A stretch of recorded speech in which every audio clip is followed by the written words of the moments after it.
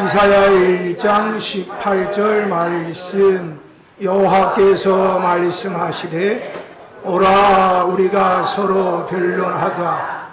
너희의 죄가 주홍 같을지라도 눈과 같이 희어질 것이요 주홍같이 붉을지라도 양털같이 희게 되리라. 아멘. 우리의 모든 죄가 하나님이 눈과 같이 양털과 같이 희게 하여 주시게 되기를 축복합니다. 아멘. 최영아 씨가 저술한 시가 마음을 만지다 라고 하는 책이 있습니다. 앉기만 하면 종이를 찢는 남자가 있었습니다. 자기가 생각해봐도 아무래도 정신과 치료 받아야 되겠다라고 생각해서 정신과 의를 찾아갔습니다. 어떻게 오셨습니까? 네, 저는 앉기만 하면 자꾸 종이를 찢습니다. 의사는 상담을 통해서 환자의 정신을 분석하고 연구했지만 원인을 찾아볼 수가 없었습니다. 또 다른 병원을 찾아갔습니다. 그 의사는 환자의 어린 시절에 종이로 인한 상처가 없는지 내적 치유를 시도했지만 역시 아무런 효과를 얻지 못했습니다. 여러 병원을 전전하다가 마지막으로 한 병원을 찾아갔는데 그 의사도 역시 동일하게 질문합니다. 무슨 문제로 오셨나요? 예, 저는 앉기만 하면 종이를 찢는데 고칠 수 있을까요? 그때 의사가 가만히 쳐다보다가 이렇게 소리쳤습니다. 종이 찢지 마세요. 근데 그 말 한마디에 종이를 안 찢게 됐다고 합니다. 진지하게 삶은 도대체 무엇인가 라고 하는 것을 알고 싶어하는 한 철학자가 있었다고 합니다. 많은 현인들을 찾아갔고 많은 책들을 찾아보았지만 알 수 없었습니다. 그렇게 실망한 그가 터벅터벅 길을 걷다가 포장마차집에 이르러서 환호성을 질렀습니다. 그곳에 답이 써 있었던 겁니다.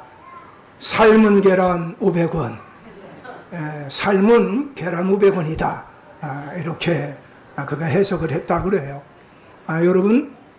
여러분들이 오늘 하나님의 말씀을 들을 때 여러분들이 하나님이 외치시는 음성 꼭 듣게 되기를 축복합니다.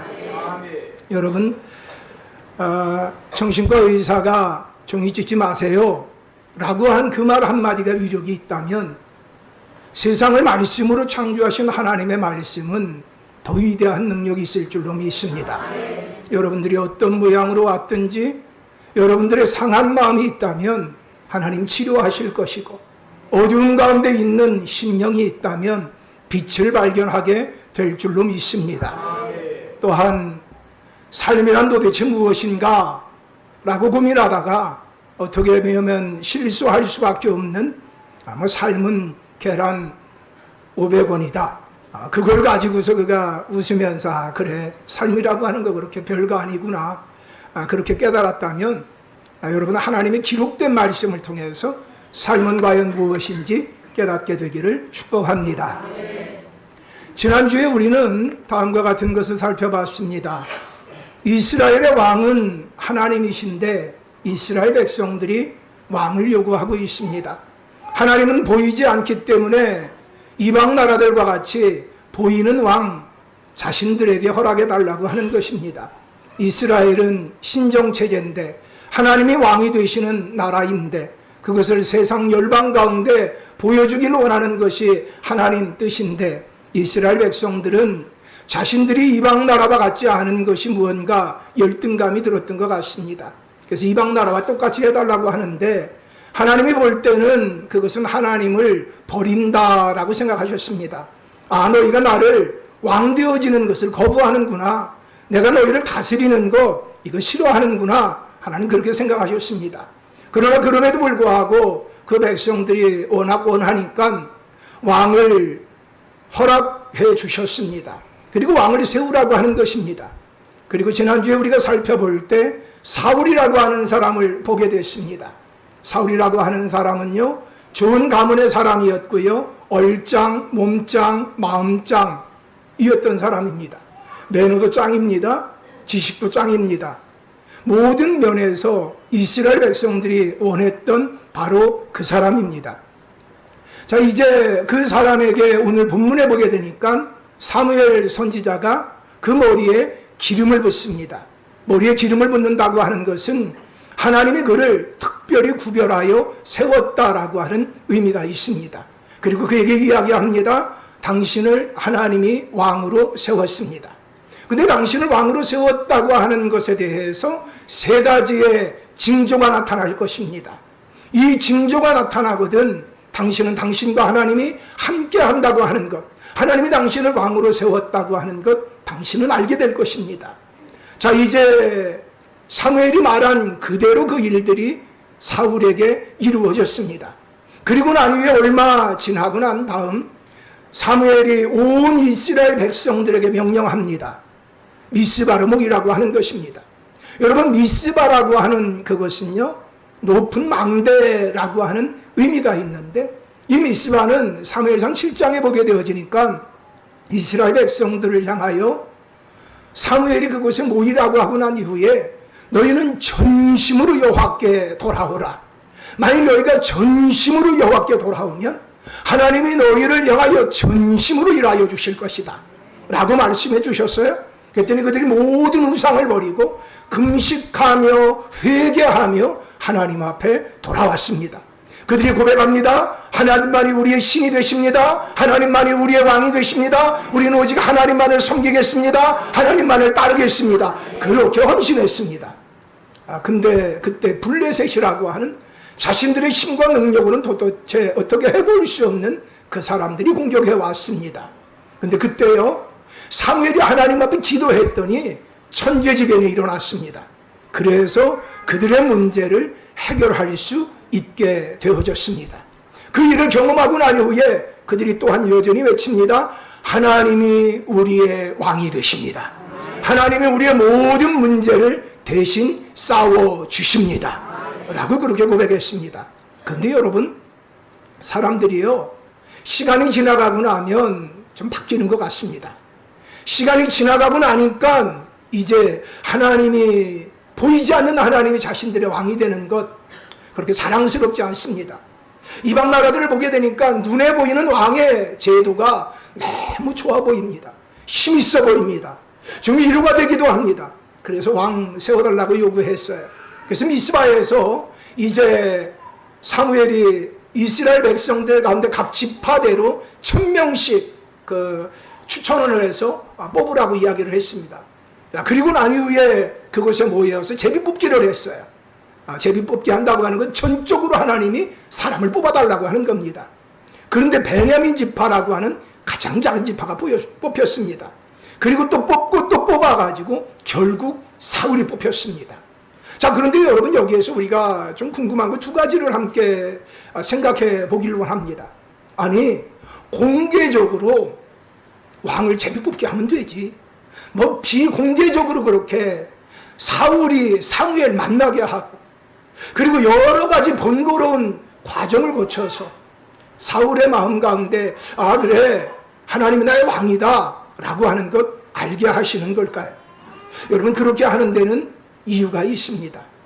공개적인 장소에서 사람들의 추천을 받고 난 이후에 공개적인 장소에서 뽑힘을 받게 되어지면 그 사람의 마음 가운데 이런 마음이 들 수도 있습니다. 내가 그래도 좀 괜찮은 사람이라 뽑혔겠지 라고 하는 마음이 들 수 있습니다. 그런데 여러분, 사울이 사무엘을 만났었을 때 상황은 다음과 같습니다. 잃어버린 암나귀들을 찾아서 동분서주할 때, 그때 사무엘을 사울이 만나게 됩니다. 사울이 생각할 때 자기 자신은 보잘것없는 자, 자기 자신은 마음속에라도 꿈에서라도 왕이 된다는 것을 생각해 본 적이 없는 그때에 하나님이 사무엘을 만나서 당신을 하나님이 왕으로 세우기를 원합니다 라고 하는 말을 듣게 하는 겁니다. 자기 자신이 아무것도 아니라고 생각하는 그때, 전적으로 하나님이 은혜 가운데, 자기 자신은 보잘것없다고 생각하는 그때 은혜 가운데 그를 왕으로 하나님이 세우신다고 하는 것입니다. 사랑하는 여러분, 기독교의 용어 가운데 가장 중요한, 다 종교에는 없는 용어가 있습니다. 그게 바로 은혜라고 하는 것입니다. 신앙생활 하는 사람들은 나는 하나님의 구원과 사랑을 받을 만한 자격이 없는데 하나님이 나에게 거저 베풀어 주셨습니다. 이게 바로 은혜인 줄로 믿습니다. 사람은 말이에요, 조금만 힘이 있으면은요, 그 힘 가지고 다른 사람을 섬기려고 하는 것보다 다른 사람을 짓누리려고 합니다. 군림하려고 합니다. 자기보다 좀 약한 사람들을 함부로 대할 때가 있습니다. 특별히 서비스업에 종사하는 분들은요, 궂은 날씨가 되어지면 굉장히 좀 이상한 손님들을 만나게 된다고 합니다. 날씨가 굳게 되어지면 약간 좀 이상한 증세를 보이면서 그러면서 갑자기 막 와가지고 막 불평하고 또 막 소리 지르고 그리고 막 반말을 하고 그런 사람들을 볼 수 있다 그래요. 뭐 갑질한다 그렇게 얘기하죠. 근데 갑질하는 거는요, 대기업의 총수나 갑질하는 게 아닙니다. 여러분, 이 자리에 계신 분들도요, 아마 식당에 가면 어떻게 할지 모르겠어요. 아마 서비스업에 종사하는 분들에 대해서 어떻게 할지 모르겠어요. 여러분, 예수 믿는 사람은 은혜로 내가 나된 자인 줄로 믿습니다. 그래서 언제나 어떤 마음이 있어야 되느냐? 섬기는 마음이 있어야 할 줄로 믿습니다. 하나님이 은혜로 나에게 이 모든 것 주셨다. 같이 함께 고백할까요? 하나님이 은혜로 나에게 이 모든 것을 주셨다. 할렐루야. 그것을 알게 되어질 때 내가 나에게 주신 그분의 뜻을 생각하며 섬기며 살 수 있게 될 줄로 믿습니다. 하나님은 사울로 하여금 이것을 알게 하기 위하여서 공개적으로 그를 선택하기 전에 비공개적으로 이것을 하는 겁니다. 그가 왕이 되어져서 가져야 될 권력이 엄청나기 때문에, 그가 왕이 되어져서 세상 사람들과 같이 힘을 가지고서 그 칼을 함부로 휘두를까봐 철저하게 그에게 깨닫게 하는 겁니다. 넌 은혜로 된 자다. 넌 은혜로 된 자다. 내가 바로 너의 왕이다. 그러니 너는 나의 뜻대로 해야 된다. 너는 이 백성들을 섬겨야 된다. 너는 이 백성들의 고통의 문제를 해결해 주는 자가 돼야 된다. 백성들 위해 군림하지 마라. 할렐루야. 여러분, 가정에서 군림하지 않게 되기를 축복합니다. 여러분, 어느 것 어느 장소에든지 섬기려는 마음 꼭 있게 되기를 축복합니다. 한국 사람들이 좀 잘못하는 것 가운데 하나가 뭐라 그래요? 감사합니다. 고맙습니다. 옆 사람 보고 같이 인사합시다. 감사합니다. 고맙습니다. 미안합니다. 할렐루야. 뭔가 서비스를 받을 때도요, 별로 그런 말을 별로 하지 않아요. 감사합니다. 고맙습니다. 이런 걸 별로 하지 않을 때가 있어요. 근데 여러분, 예수 믿는 사람이 항상 감사합니다, 고맙습니다, 미안합니다. 여러분, 이거 입에 좀 달고 살아야 할 줄로 믿습니다. 다음 두 번째 우리가 생각해 봐야 할 게 있습니다. 왜 세 가지의 징조를 경험하게 하는 것일까요? 세 가지의 징조. 이 일을 경험하게 하는 것은 하나님이 사울을 왕으로 세우셨다라는 것을 확신하게 하기 위한 장치이기도 합니다. 또 사무엘이라고 하는 사람이 하나님의 종이다라고 하는 것을 신뢰하기 위한 장치이기도 합니다. 근데 여러분, 이건 말고 세 가지의 의미가 더 있습니다. 자, 먼저 여러분들이 아까 성경 봉독할 때 아마 여러분들이 좀 이렇게 읽으셨거나 아니면 오늘 큐티 여러분들에게 이렇게 적용 부분에서 사무엘상 이 10장을 몇 번 읽으라고 그랬죠? 여러분은 참 고마운 분들이에요. 이전권 다 지나갔으니 5번 읽으라고 그랬죠? 5번 혹시 읽어오신 분 계세요? 지금 갑자기 고개를 숙이는 분이 있어요. 어쨌든 여러분이 오늘 못 읽었으면 집에 가서 오늘 저녁이라도 좀 읽었으면 좋겠어요. 여러분, 예배를 잘 준비하세요. 할렐루야. 준비 안 했다고 뭐라고 얘기했다고 또 별로 마음이 상해가지고 지금 아멘도 안 하는데요. 예배 잘 준비하세요. 할렐루야. 성경을 읽지도 않고 이렇게 용감하게 참석해 주셔서 감사해요. 어쨌든 여러분 그 첫 번째 징조를 이렇게 경험하게 하는데요. 첫 번째 징조가 어떤 건가 하면은요, 오늘 성경을 안 읽을 거예요. 왜인가 하면요, 여러분들이 집에 가서 그냥 읽게 하기 위해서 그렇게 하는 것이기도 하고요. 아까 일부 예배 때 보니까 시간이 너무 많이 걸리더라고. 그래서 그냥 안 읽고 여러분들에게 설명을 드릴 테니까는요, 괜히 또 제가 설명하는데 그때 밑에 고개 숙이고 그때 읽는다. 그런 분을 왼수라고 그래요. 절대 그렇게 안 했으면 좋겠어요. 자, 첫 번째 징조가 어떤 건가 하면, 이 사울이라고 하는 사람이 이제 사무엘에게 기름 붓고 난 다음에 가게 되면 집으로 돌아가는 길에 두 사람 만난다는 거예요. 두 사람 만나는데 이 두 사람이 어떤 말을 해주는가 하면, 잃어버린 암낙이 찾았다라는 이야기를 해준다는 거예요. 그리고 당신의 아버지가 이제는 잃어버린 암낙이뿐만 아니라 이제 암낙이 찾았기 때문에 당신들에 대해서 염려한다라고 하는 말을 듣게 하는 거예요. 근데 여러분, 이 말은요, 사무엘이 직접적으로 사울에게 이야기했던 말이에요. 근데 이거를 다시 한 번 더 듣게 하는 거예요. 여러분, 그 의미에는 다음과 같은 것이 있어요. 사울아, 너 왕이 돼가지고 염려가 많으면 안 돼. 너 하나님을 신뢰해. 때로는 네가 무언가 잃어버리는 일들이 생길 수도 있을 거야. 근데 무언가 잃어버렸을 때 그때 네가 기억해야 된다. 하나님을 신뢰해라. 하나님을 신뢰하고 나가게 되면 네가 잃어버렸던 것보다 오히려 더 큰 거를 얻을 수도 있단다. 그러니 네가 이 땅을 살아갈 때 염려하지 말고 살아가라 라고 그렇게 말씀해 주고 있는 겁니다. 사랑하는 여러분, 염려하지 않게 되기를 축복합니다. 여러분, 어떻게 하면 염려하지 않을 수 있을까요? 하나님이 나를 얼마나 사랑하시는가, 이것을 알면 염려하지 않을 수 있습니다. 여러분, 구약 성경 신명기에 보게 되어지면 이런 말씀이 있어요. 이스라엘아, 너는 행복자로다 라고 그렇게 한 말씀이 있습니다. 여호와의 구원을 너같이 얻은 백성이 누구냐? 그는 너를 돕는 방패시요 내 영광의 가리시로다. 내 대적이 내게 복종하리니 내가 그들의 높은 곳을 밟으리로다. 여러분, 이스라엘 향해서 이제 모세가 이야기하는 거예요. 이스라엘아, 너희는 행복자로다.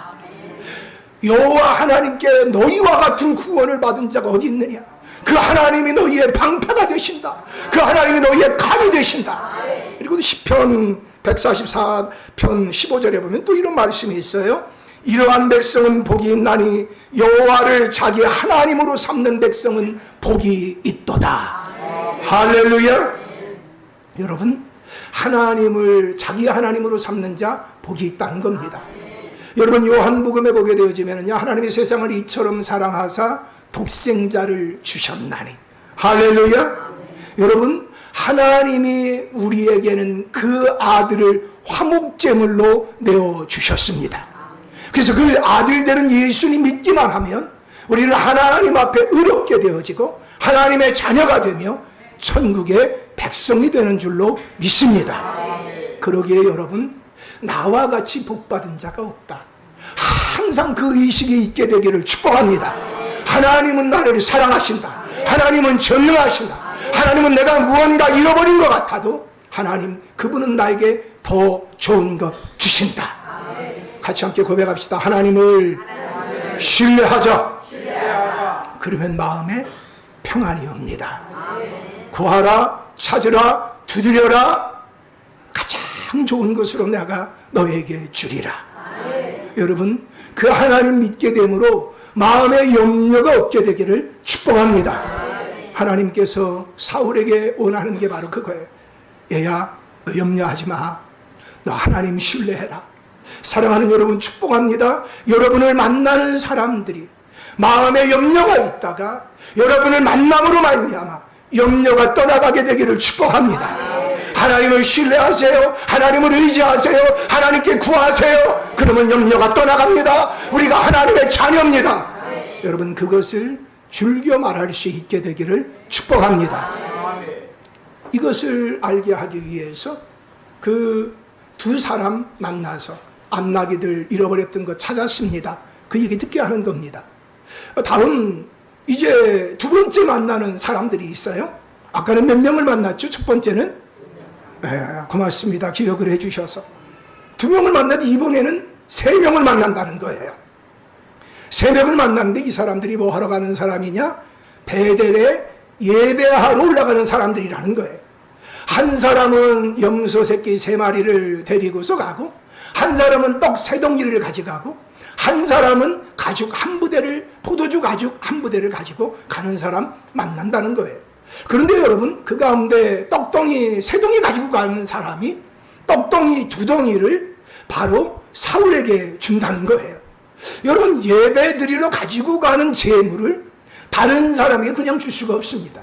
근데 여러분, 이 의미가 어떤 의미가 있는가 하면은요, 하나님 앞에 드린 재물을 함께 나누어 먹을 수 있는 사람들은 레위인이나 제사장들입니다. 하나님이 기름 부은 자가 그 음식을 먹을 수 있습니다. 이 의미는 어떤 의미인가 하면은 바로 사울, 당신은 하나님이 기름 부은 하나님의 사람입니다 라고 하는 것을 확증해 주는 겁니다. 여러분, 이 일을 통하여서 하나님이 그에게 말씀해 주는 것은 무엇일까요? 너는 예배하라는 겁니다. 너는 하나님을 예배하라는 겁니다.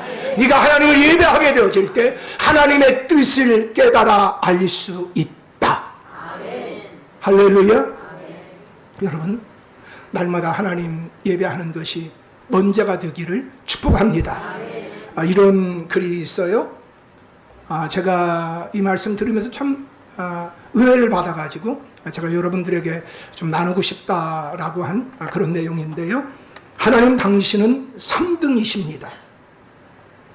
1등은 하고 싶은 일, 2등은 해야 하는 일, 3등은 하나님 만나는 일. 하고 싶은 것 다 하고 해야 하는 일 다 마치고 그 후에 여유가 있으면 하나님을 만나줍니다. 하나님은 3등입니다. 어려운 일이 생길 때도 하나님은 3등입니다. 내 힘으로 한번 해보고 그래도 안 되면 가까이 있는 사람에게 도와달라고 하고 그나마도 안 될 때 하나님을 부릅니다. 하나님은 3등입니다. 거리에 있어도 3등입니다. 내게 가장 가까이 있는 것은 내 자신, 그 다음은 내 마음을 알아주는 사람, 그 다음에야 저 멀리 하늘에 계신 하나님이십니다. 하나님은 3등입니다. 그런데 말입니다. 하나님께 나는 언제나 1등입니다. 아무도 내 곁에 없다 생각 들 때 홀로 내 곁에 오셔서 나를 위로해 주시는 분, 그분은 하나님이십니다. 나는 하나님께 언제나 1등입니다. 나도 하나님을 1등으로 생각했으면 좋겠습니다. 만사를 제쳐놓고 만나고 작은 고비 때마다 손을 꼭 잡아주는 내게 1등으로 가까이 계신 하나님이셨으면 좋겠습니다. 내게 1등이신 하나님을 나도 1등으로 모시고 싶습니다. 사랑하는 여러분, 하나님이 1등 되시게 되기를 축복합니다. 먼저 그의 나라와 그의 의를 구하라. 그리하면 이 모든 것을 너에게 더하여 주시리라. 하나님을 예배할 때 그 예배를 통하여 하나님은 영광을 받으시고 하나님은 영광을 받으실 뿐만 아니라 하나님이 예비하신 온갖 좋은 것들을 우리에게 허락하여 주시는 줄로 믿습니다. 세 번째, 이제 만나는 사람들이 있습니다. 어떤 사람들을 만나는가 하면은요, 블레셋 영문 앞에서 선지자 무리를 만나게 됩니다. 블레셋 영문이라고 하는 것은요, 블레셋 사람들이 주둔하고 있는, 블레셋 군인들이 주둔하고 있는 그런 장소를 블레셋 영문이라고 얘기합니다. 여러분, 블레셋 사람들은 언제나 이스라엘 백성들에게 눈에 가시와 같은 존재였습니다. 이스라엘 백성들은 자신의 힘과 능력으로 블레셋 사람들을 어떻게 할 수가 없었습니다. 여러분, 오직 하나님이 도와주셔야 블레셋의 문제를 해결할 수 있었습니다. 그런데 여러분, 이 사울을 하나님이 왕으로 세우신 이유가 블레셋에서 구원하라고 하는 것입니다. 근데 선지자 무리가요, 블레셋의 영문 앞에서 각종 악기를 동원해서 연주를 합니다. 여러분, 그 앞에서 연주하다가 자칫 잘못하면 어려움 겪을 수도 있겠죠. 또 그 앞에서 어떤 일을 하는가 하면은요, 성령에 취함받아갖고 예언을 하기 시작합니다. 여러분, 그거 쉽지 않은 일이겠죠? 그런데 여러분, 그런 무리를 사울이 만나게 됩니다. 그리고 사울도 어떻게 하느냐? 동일하게 그 앞에서 성령에 취함받아져서 그도 예언을 하고 하나님을 찬양하는 그 일을 하게 됩니다. 더 이상 블레셋 사람들을 두려워하지 않게 되는 겁니다. 사울의 마음 가운데 두려움이 있을 수 있습니다. 사울의 마음 가운데 하나님이 자신에게 맡기신 그 일에 대하여 자기 자신은 감당할 수 없다고 생각할 수도 있었을 겁니다. 근데 하나님 말씀하시는 겁니다. 성령이 하시면 된다. 성령이 하시면 된다. 성령 충만해라. 할렐루야. 여러분, 오늘 이 말씀 가운데 이게 세 가지 징조를 경험하면 하나님이 새 마음을 주신다고 합니다. 새 마음을 주신다고 해요. 여러분, 오늘날에는 성형이 워낙 발달이 됐죠. 그냥 화장 하나 하는 것만 해서도 엄청난 변화가 생기고요. 거기다가 수술까지 하면 전신 성형이 가능한 시대가 오늘입니다. 근데 여러분, 성형이 안 되는 것 가운데 하나가 뭘까요? 마음입니다. 여러분, 마음은 오직 성령으로 가능합니다. 하나님이 하셔야 됩니다. 하나님이 마음을 성령해 주시면 그 마음 가운데 무언가 인생을 살아가며 잃어버린 것이 있을 때마다, 그래, 나는 하나님을 신뢰한다. 하나님은 오히려 더 좋은 것 주실 거다. 그렇게 고백하며 달려갈 줄로 믿습니다. 마음이 성령이 되어지면 하나님이 언제나 1등입니다 라고 고백하며 하나님을 예배하는 자리에 있게 되어지고 하나님의 뜻을 알게 되어질 줄로 믿습니다. 마음이 성령되어지면 어떤 문제 앞에든지 성령의 충만함을 구하게 되어지고, 하나님, 나는 알 수 없으나 하나님은 아실 수 있습니다. 하나님만이 나의 힘이 되십니다. 고백하며 달려갈 수 있게 될 줄로 믿습니다. 페널티킥을 찰 때요, 그 골키퍼하고 그 골을 차는 선수들하고 이렇게 보면은 참 재미있다 그래요. 그 골키퍼는요, 대부분 어떻게 하는가 하면 그 오른쪽으로 이렇게 넘어진다 그래요. 이유가 뭔가 하면 대부분 오른손잡이기 때문에 오른쪽으로 잘 넘어진다 그래요. 그리고 또 왼쪽으로 넘어지고, 근데 가운데 가만히 서 있는 확률은 2%래, 2%. 그러면 여러분, 볼을 차는 선수들은 어떻게 할까요? 볼을 차는 선수들은요, 확률로 다 데이터로 나온대요. 왼쪽과 오른쪽으로 차는데 3분의 1씩 차고요, 가운데로 차는데 3분의 1 찬대요. 그럼 골키퍼는 왜 이걸 알면서도 왼쪽 오른쪽으로 넘어질까요? 그런 걸 전문용어로 자빠진다고 그래요. 이유가 뭘까요? 다 아는데 자기가 왼쪽으로나 오른쪽으로 넘어지다가 골을 제대로 막지 못하더라도 쪽팔림은 면한대요. 어떤 쪽팔림이요? 가운데 가만히 멍청이 서 있다가 골을 먹게 되면 또 쪽팔리대요. 그러기 때문에 확률을 다 알면서도 어떻게 하느냐? 오른쪽 왼쪽으로 넘어진대요. 그래도 가만히 서 있는 사람은 100% 가운데 2%가 그렇대요. 작정을 하고 서 있는 거죠, 그냥. 그런데 여러분, 골을 차는 선수들도요, 왼쪽이나 오른쪽으로 낮게 볼을 깔아서 차는 것은요, 골키퍼에게 잡힐 확률이 있대요. 어떻게 하면 안 잡히느냐? 골키퍼의 손이 닿지 않는 양쪽 구석이나 가운데 정면 약간 높이 차면 그러면 안 잡힌대요. 그런데 선수들 가운데서도요, 약간 높이 찰까요, 안 찰까요? 대부분 양쪽 사이드로 해서 낮게 깔아서 찬대요. 이유가 뭘까요? 뻥 차가지고 골문 밖을 벗어나게 되면 더 쪽팔리니까. 그래서 일단 어떻게 해요? 일단 사람들 눈치 보고 난 다음에 그래도 나는 최선을 다했다라고 하는 소리를 듣기 위해서 두 골키퍼든 선수든 다 그렇게 행동한다 그래요. 사랑하는 여러분, 사람들은 두려움 가운데 있습니다. 사람을 의식합니다. 그러면서도 이야기합니다.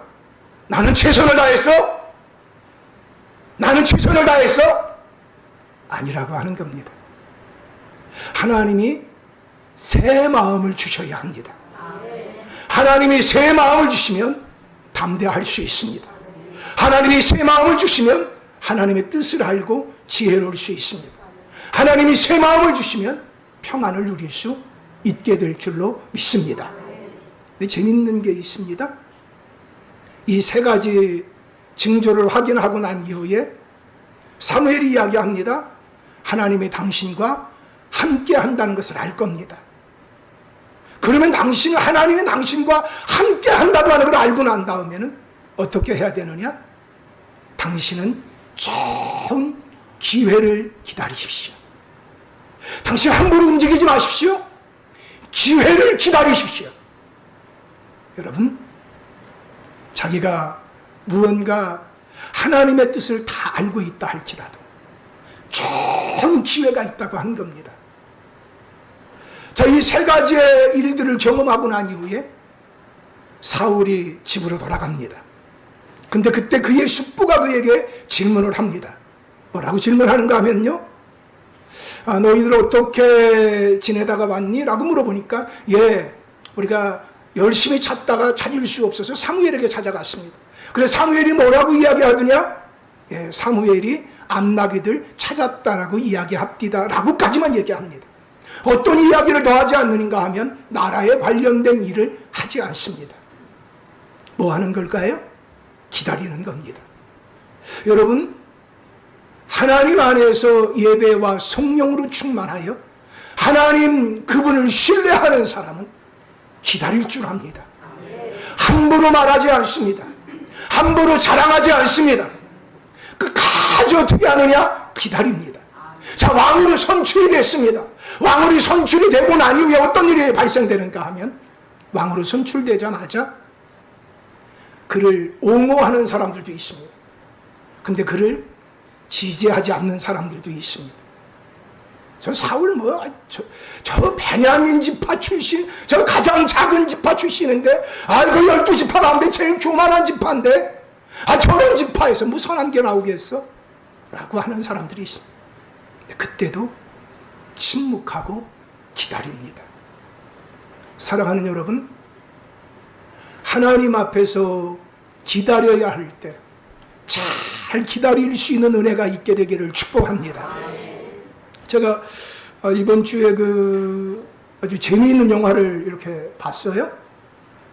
영화 가운데에서 저는 영화관에서 가서 보는 거 별로 좋아하지 않습니다. 거기에 사운드가 어쩌고 화면이 별로 그냥 내용이 어떤 내용이다 이거 아는 게. 그래서 저는 주로 영화를 볼 때 어떻게 하느냐, 이 배석으로 봅니다. 저게 어떤 내용이냐라고 하는 것만 중요하기 때문에 저 재미없는 사람, 저하고 같이 사는 그 사람은 어떻겠어요. 근데 제가 이번에 본 영화 가운데 하나가 브릿지 오브 스파이라고 하는 영화입니다. 스티븐 스필버그라고 하는 거장이 만든 영화인데요. 혹시 여러분 가운데 보신 분이 있는지 모르겠어요. 근데 꼭 젊은 사람들은 이걸 꼭 봤으면 좋겠어요. 그 내용은 어떤 내용인가 하면요, 1957년의 상황이에요. 미국과 소련이 서로 냉전 상태에 있었고, 그리고 베를린 장벽을 이렇게 세우는 그때 발생된 일입니다. 미국 사람이나 소련 사람이나 서로가 서로를 아주 적대시하는 그런 때입니다. 미국 사람들 어린아이들에게까지도 교육을 시켜요. 저 소련 사람들이 언젠가 우리에게 핵폭탄을 터뜨릴지 모른다.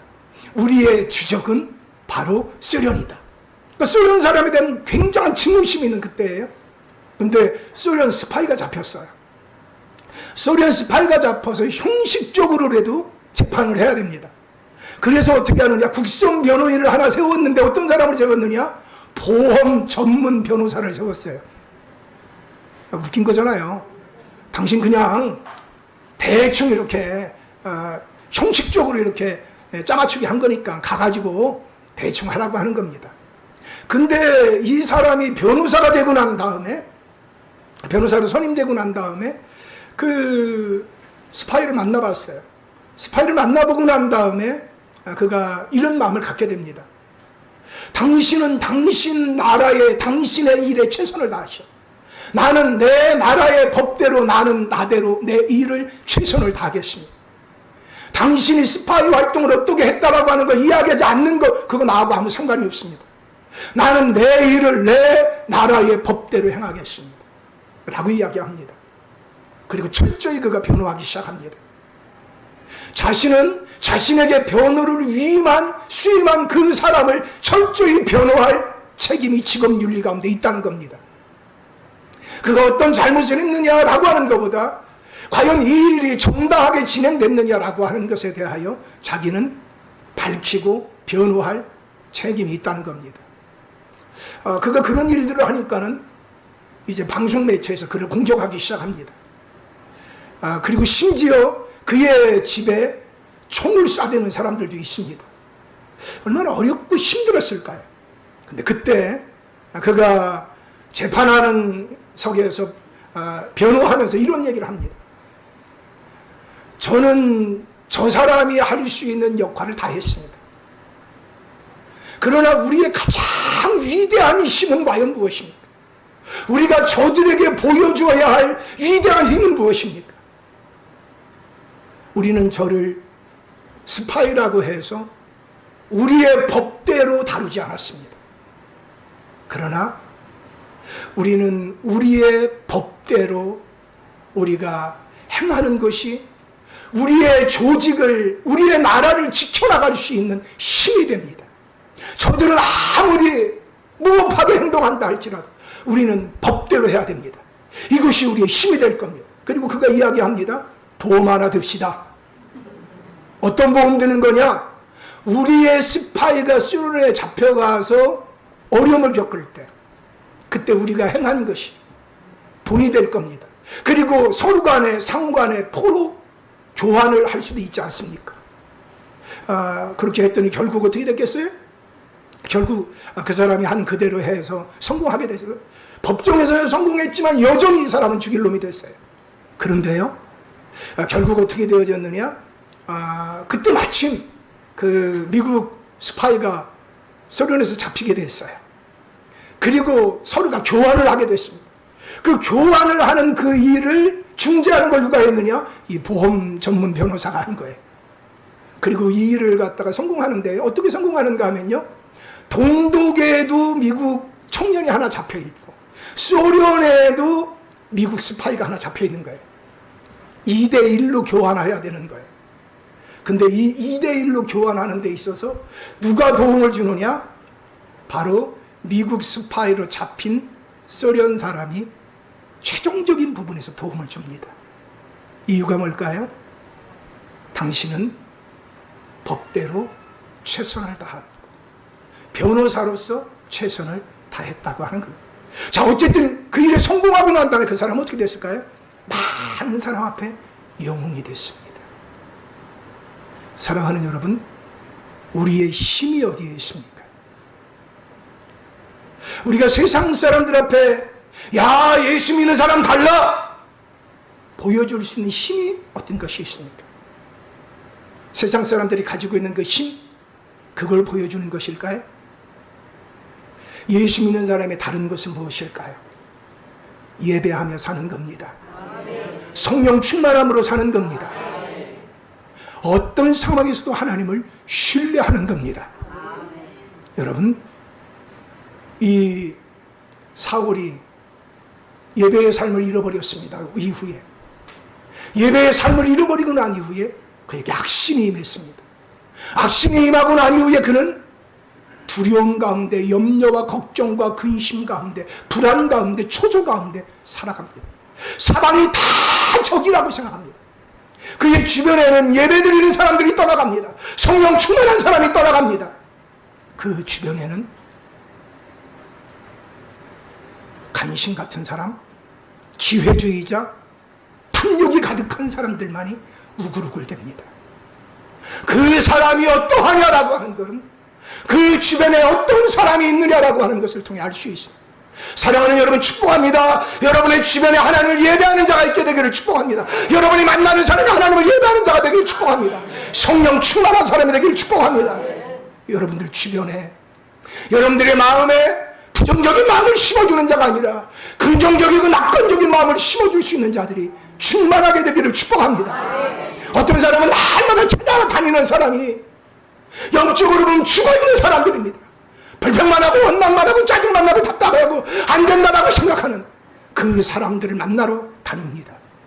어떤 사람은요, 불신의 사람들만 만나러 다닙니다. 하나님을 예배하지 않는 사람, 성령으로 충만하지 않는 사람, 그 사람들만 찾아다닙니다. 여러분, 환경을 바꾸시게 되기를 축복합니다. 사울이 예배의 삶을 잃어버리고 성령 충만함을 잃어버리니까 악심이 임해서 염려와 걱정과 근심과 불안과 초조 가운데 자신이 가지고 있는 모든 힘을 가지고 사람을 죽이는 데 씁니다. 어떤 사람을 죽이는 데 씁니까? 하나님의 사람들을 죽이는 데 씁니다. 제사장들 85명을 죽여버립니다. 성령이 충만한 사람, 그 민족에 꼭 필요했던 사람 다윗을 죽여버리려고 합니다. 사랑하는 여러분, 이 땅 살아갈 때 꼭 믿음으로 살게 되기를 축복합니다.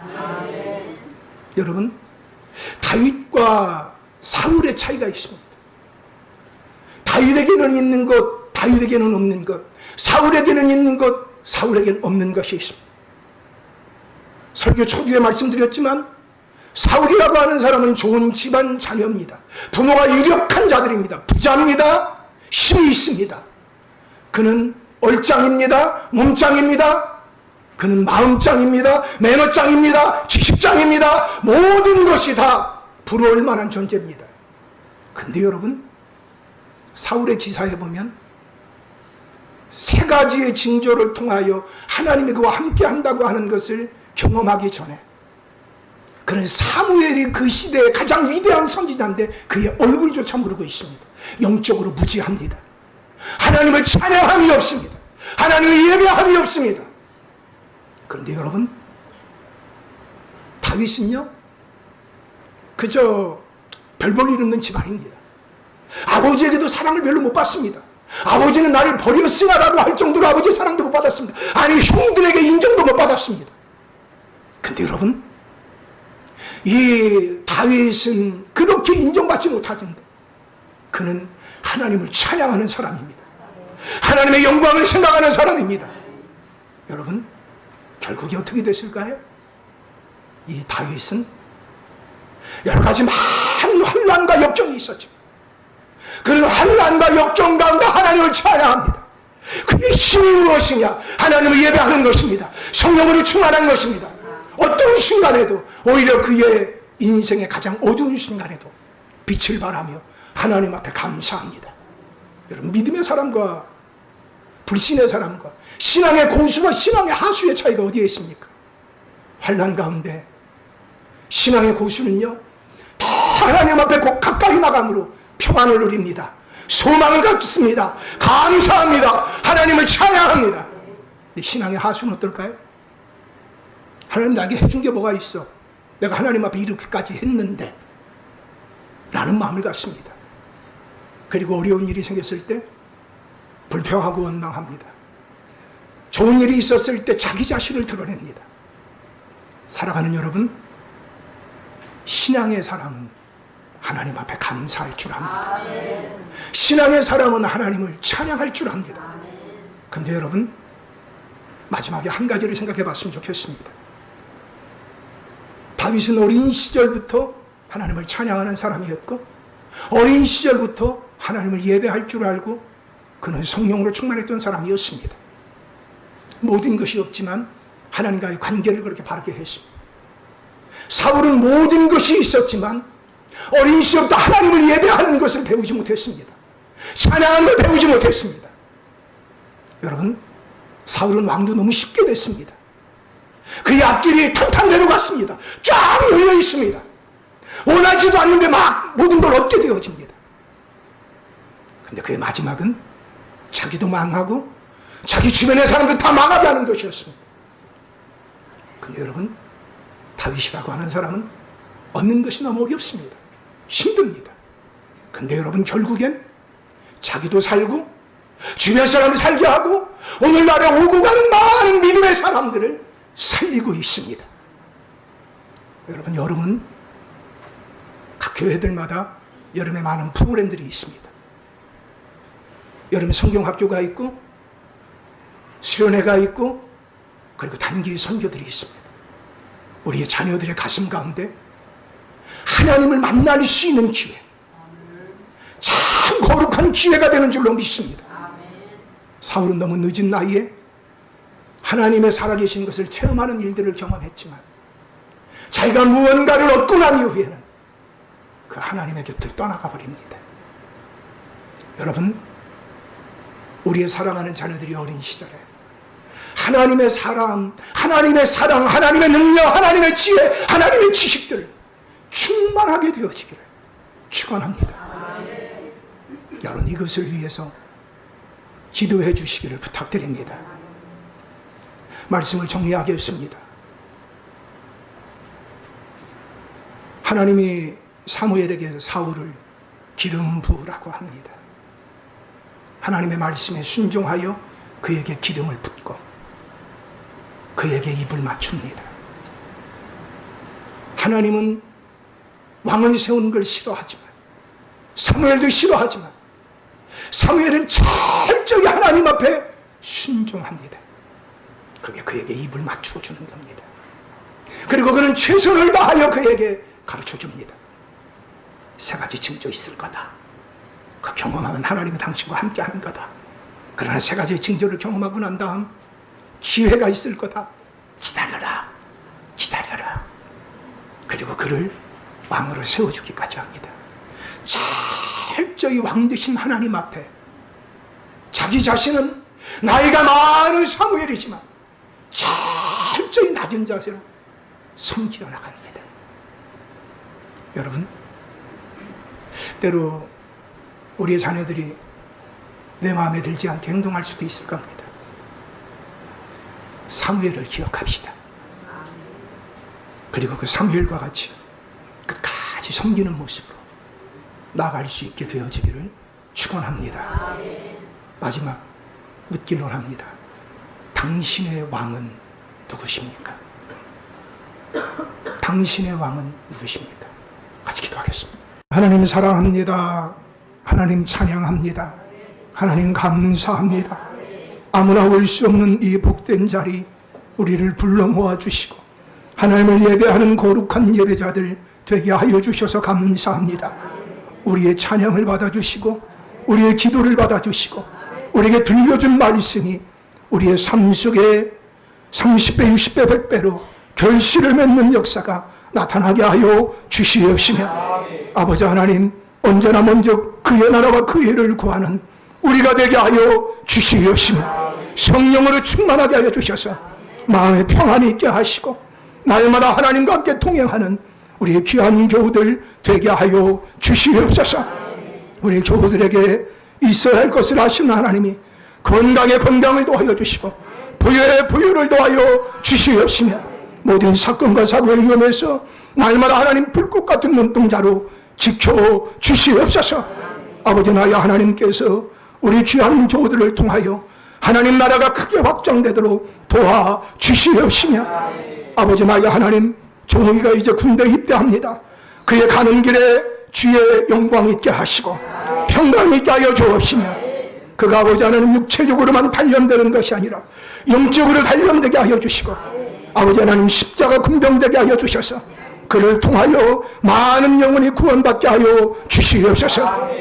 오늘 주님이가 이렇게 교회 나오게 하시니 감사합니다. 하나님 귀한 아들 통하여 그 가문의 복이 될 수 있도록 도와 주시옵시며 사무엘과 같은 다윗과 같은 복된 자녀 되게 해 주옵소서. 아버지 나의 하나님, 우리 교우들에게 재물을 능력을 더하시고 달아가자는 부여를 더하여 주시옵시며 갈수록 승승장구하게 하여 주시옵소서.